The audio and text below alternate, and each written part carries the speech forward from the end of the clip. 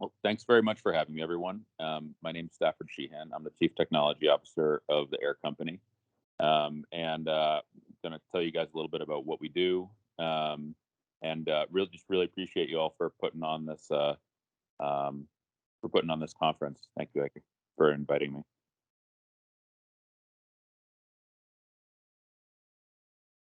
Air Company is the world's first carbon negative alcohol company. And we do that by combining carbon dioxide that we capture from the air or point sources with water in two different ways that I'll show you guys in the next few slides. And we make primarily ethanol. We make renewable alcohols in general, but we focus on making ethanol. Um, and as you could see from my talk title, we use that to make uh, vodka, sanitizer, and several other consumer goods. One of the advantages to our approach is that when you make ethanol by building up from carbon dioxide or molecularly building up from carbon dioxide versus the legacy method on the right, you can see that's an actually alcohol dehydrogenase enzyme, or at least a semi-accurate representation of one. Biological systems to make ethanol break down six carbon sugars. That means they make ethanol, but they also make higher alcohols. And those higher alcohols, in a lot of cases, have similar boiling points to ethanol and water. When you make ethanol the way that we make it, you are building up with carbon dioxide. So it's much harder to make anything three carbons or larger. Um, and that enables us to make a much more highly purifiable liquid. And in the end, gives us a much cleaner and a much purer ethanol than you can get with relatively less separation than legacy methods. So this is uh, you know, our value proposition for sustainability is that we consume carbon dioxide and we're carbon negative. Our value proposition, yeah, and a second value proposition of our technology is that we make a higher purity ethanol at a lower cost because distillation is one of the biggest energy costs and biggest dollar costs when you're making alcohols. So this is the first version of our technology, and since this is an electrocatalysis summit, I wanted to talk about this a little bit more than I usually do. The first approach that we took was using two different electrocatalysts and a CO2 electrolyzer. One that oxidizes water to oxygen gas, and a second that reduces carbon dioxide into ethanol and other alcohols as well. So our overall approach is powered by solar electricity. We capture carbon dioxide, not at the moment. We're not capturing from the air, though we do have technology that we plan to implement for that. Right now, we're capturing from out of a flue gas out of a power plant. We compress the CO2, and that's fed into a CO2 electrolyzer. And our I guess unique twist on the technology was that we typically operate at higher pressure, always a minimum of 100 psi, but typically higher.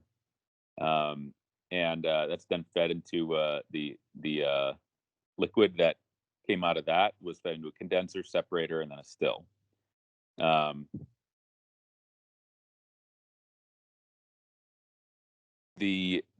I talked about in the last slide, I talked about electrocatalysts, and that's a lot of what this summit's about. So I wanted to start off my conversation about our CO2 electrolysis technology on our electrocatalysis approach. So the electrocatalysts that we used to convert carbon dioxide into ethanol um, were metal particles that sat on the surface of a gas diffusion layer. And when we were making our gas diffusion layers, this is typically the architecture that you'd find. And one thing we found that was really interesting was the species for your diffusion layer component of the GDL was in many cases just as important to catalyst selectivity as the catalyst itself and the dispersivity of the catalyst and more. Um, and that was all supported on a scaffold, typically PTFE. And the CO2 would be impinged on the GDE from the hydrophobic side, and the catalyst would be pressed up against a membrane. Um, the ion exchange membranes that we use, we tried both acidic and alkaline approaches. The alkaline approaches yielded a better ethanol yield, but they had challenges with product separation. So you use a membrane depending on what sort of electrolyte you're doing your electrolysis in. So I just wanted to show this slide to show the context of where the electrocatalyst will sit in an electrolyzer. It's in a somewhat complex system, electrode system that tries to guide both ions, electrons, and carbon dioxide to its surface. So now that's where we put the catalysts. Where does a system like a GDE fit in a CO2 electrolyzer? So this is a general illustration of the sort of approach that we used. There's more information in all the references that you can see on these slides, but I wanted to give this as a bit of a shorter introduction given the time. So in the electrolyzer that we had built, the cathode GDE sits flush up against the membrane, opposite an anode GDE. The configuration that an electrolyzer like this would be called is a zero gap electrolyzer. So there's no gap between the cathode GDE and the membrane for an additional liquid electrolyte path. And once we had the product liquid, which you can see on the bottom is XOH, combined with CO2 and other byproducts, and in our electrolyte, we would have to distill that to remove the ethanol. We also made systems that produced methanol at fairly low yield. That was a pretty challenging one to make, but and propanol at fairly high yield. In all cases, you had to distill in order to remove your liquid product from your electrolyte.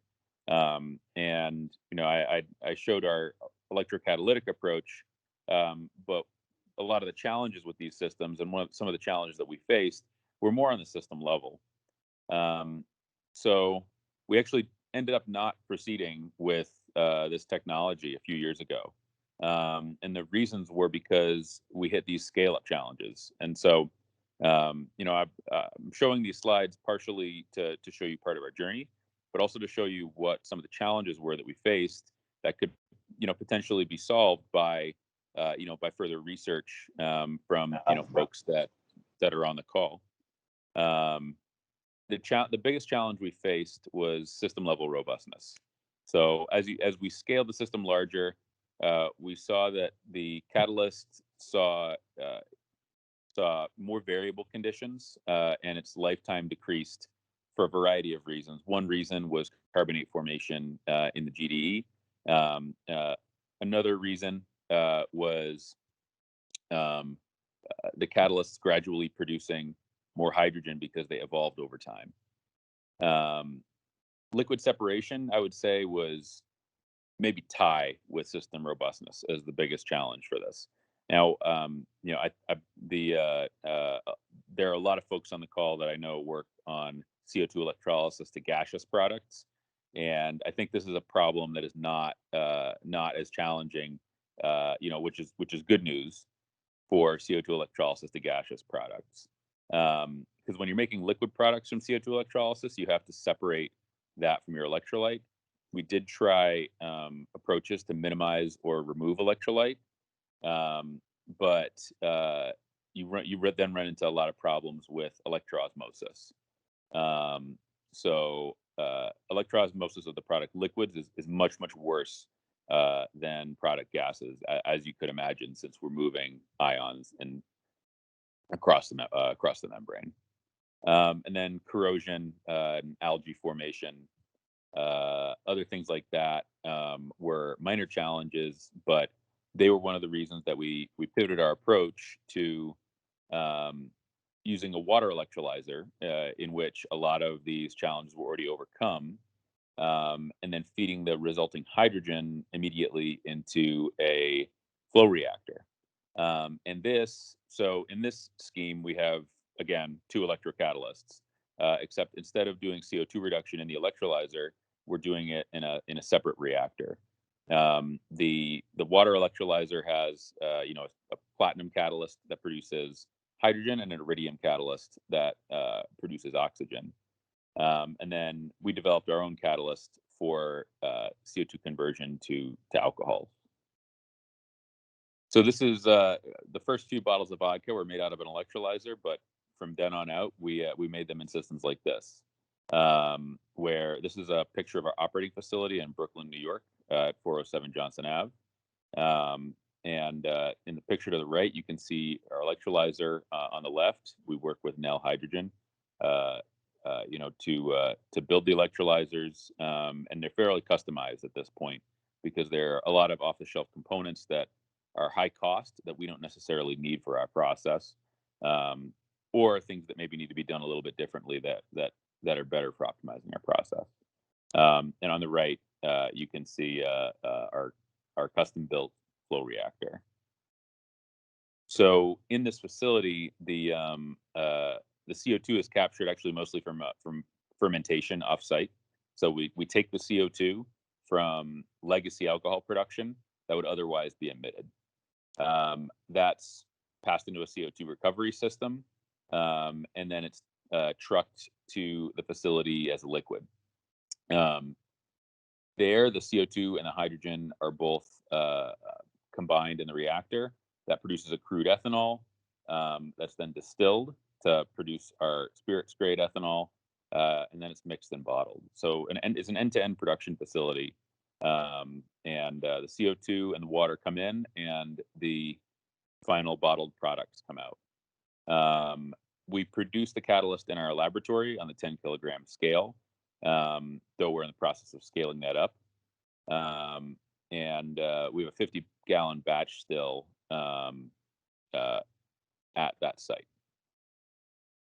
This is closer to where I'm calling you from right now. I'm actually on the west coast in Canada, but this is the Alberta Carbon Conversion Technology Center, where we have our ton per day skid that you can see on the left deployed, and it's in a 5,000 square foot tension fabric structure that you can see on the right there. The power plant, which is in the background, emits flue gas. The flue gas is passed. The flue gas is passed into the amine CO2 capture system that you saw in that picture, the one on the left with the big silver smokestack, and then tail gas with less CO2 is emitted. The CO2 that's removed from the flue gas is passed through a very simple dryer. It's actually just a percolating filter on our site, and then fed into a single stage compressor. Currently, we're in progress of building the electrolyzer, but it's a Nel C20 system that's being built for that reactor. We're also in the process of building the distillation system that goes with it. So right now, this reactor produces the crude ethanol, and we use our distillation system at our pilot plant, our pilot operating facility, to distill it. The system is fairly feedstock flexible and produces, you can see on the left there, totes rather than barrels at a time, and that's where we're at right now in our technology development. So we developed this technology right now to make the cleanest renewable alcohol on the planet. These facilities are powered. The first facility is powered with over 90% wind, and the remainder being utility solar. We have a partner company called Clean Choice, where we're able to access nearby solar and wind assets. And then we use a similar approach in Alberta with companies that own assets that are on the grid near us.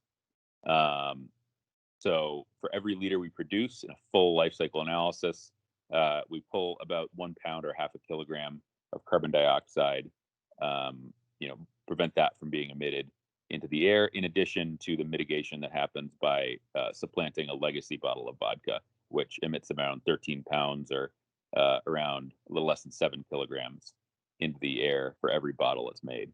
So the net the net CO2 removal is around 7.5 kilograms per bottle. The vodka won gold medals in the 3 largest spirits competitions in the world. 2 of them out of the UK, and then 1 of them out of San Francisco. And that was a blind taste test, so people didn't know it was made from carbon dioxide, which is good. That means that without knowing the story, and without seeing the packaging and just testing it blind versus other products, we are one of the best vodkas on the planet.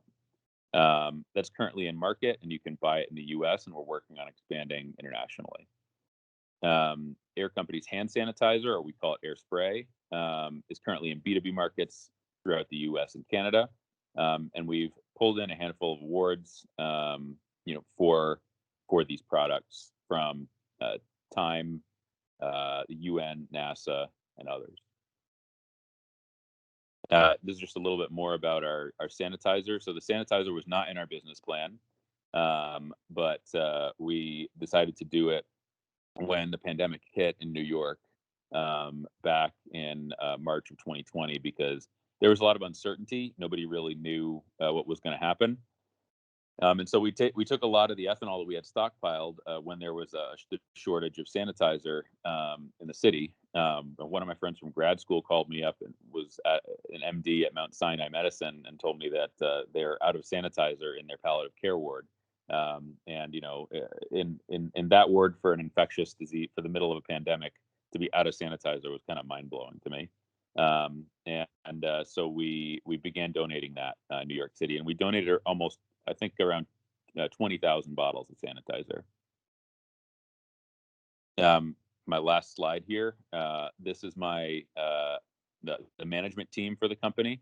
I think we're a little bit bigger we're now 25 people in the business between US and Canada. We maintain close collaborations with the Yale Center for Green Chemistry, Nel Hydrogen, and Lindy. And that's it for my talk, and I'd be happy to answer any questions. Thanks, Steph, for this very nice talk. So again, the floor is open. If people have questions, you can either raise your hand or just unmute yourself to ask the questions to Steph.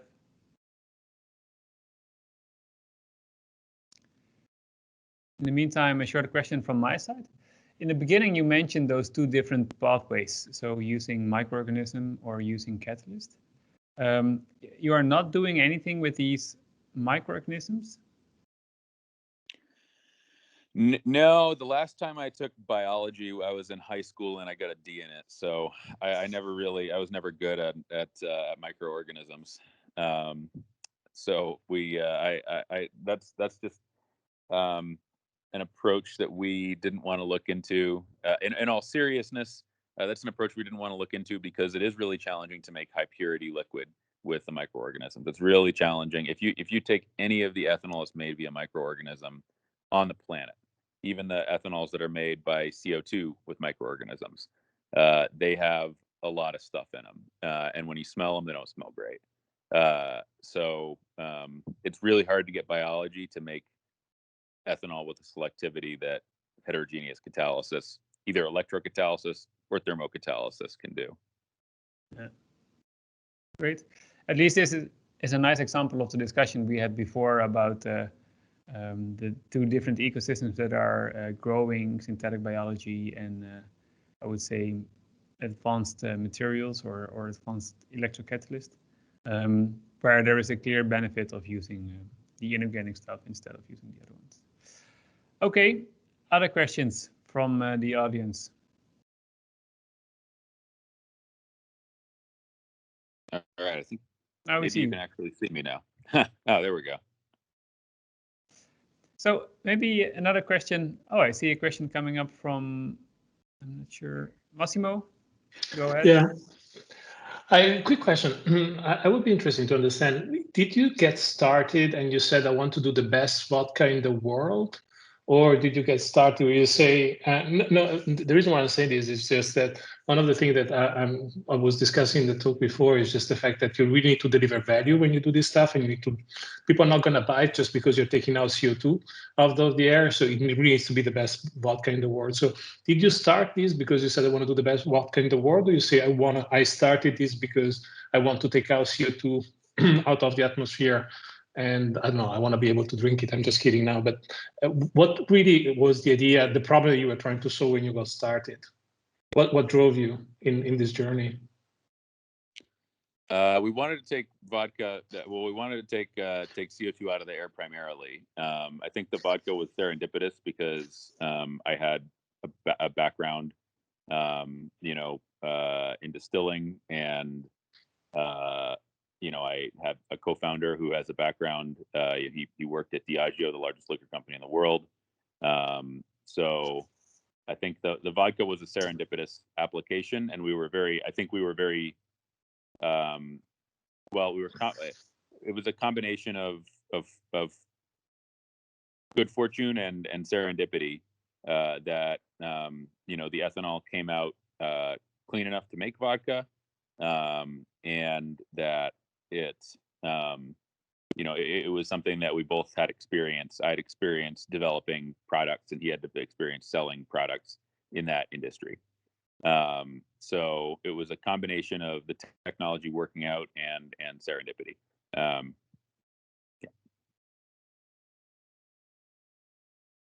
So please feel free to raise your hand if you have another question.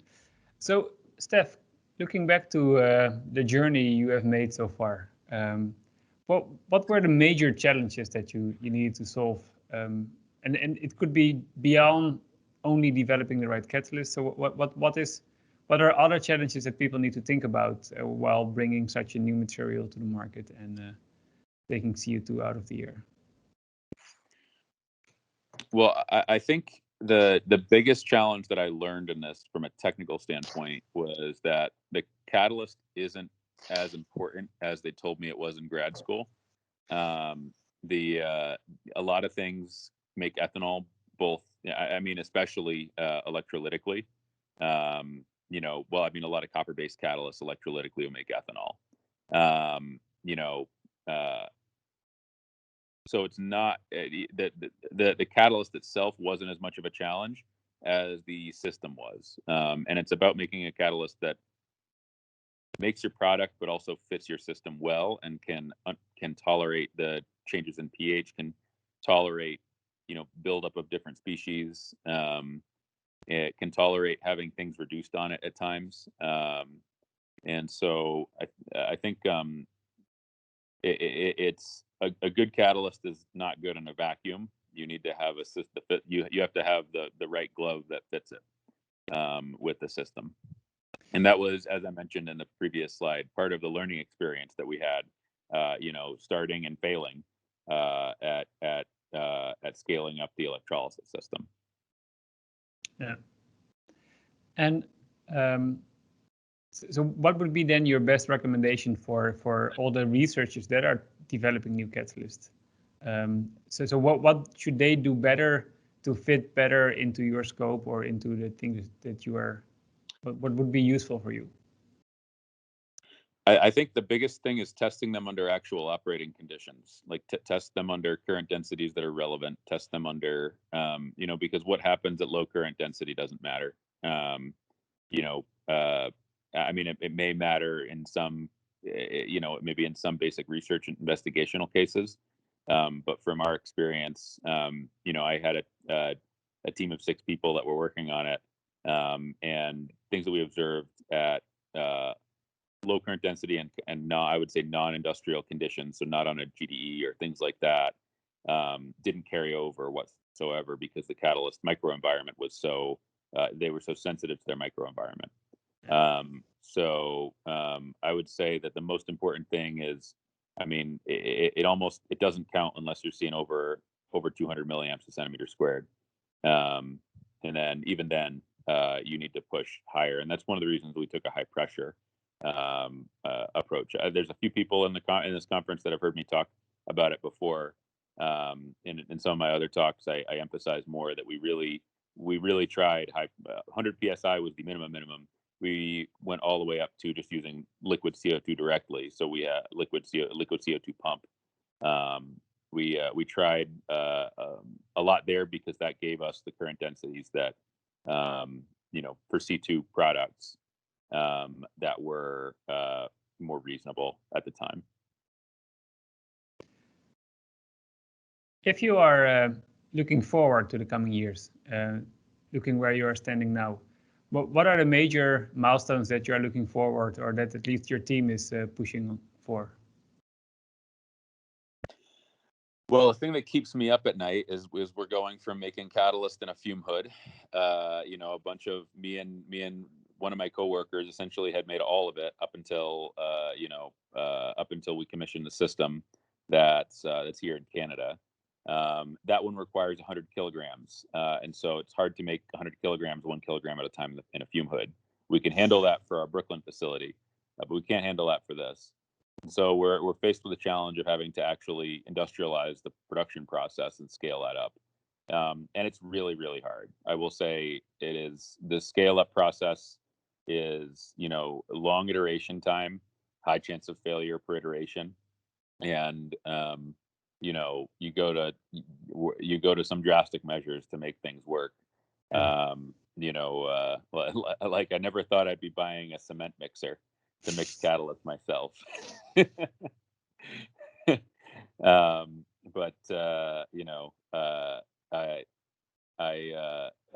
definitely have been learning from that experience. So yeah, scale up is the biggest challenge in my mind. And is it that your catalyst is then so different than let's say current industrial catalysts that you really need to have the development of a different process? Yeah, our heterogeneous catalyst for the thermocatalytic process it's a new mixture of metals. So nobody's ever reported the mixture of metals that we're using. But the production process is compatible with current large scale industrial production processes, like ceramic production processes. Yeah. So that was really important. I mean, it doesn't matter if you can make it in the lab. It has to be compatible with the scale up processes so that you can make metric tons. So that's the challenge we face, dealing with these new metals that people have not used in these in these large scale processes, and trying to understand how they interact as you go bigger. I see a question coming up from Wilbert. Yes, thank you for the presentation. I really enjoyed it. Say multiple birds with one stone. I was wondering about because you're working in a liquid phase.